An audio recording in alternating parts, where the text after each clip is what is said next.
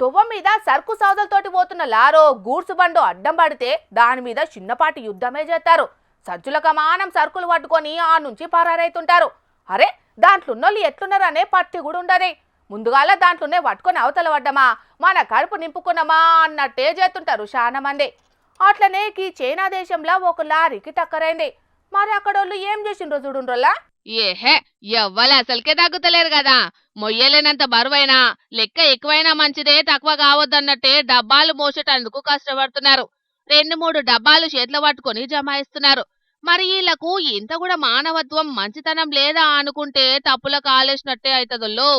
China దిక్కు Jiangxi అనే ఊర్లా మూల మలుపు కాడ కూల్ డ్రింక్ సీసాలతోని పోతున్న లారీ బోల్తా పడ్డది.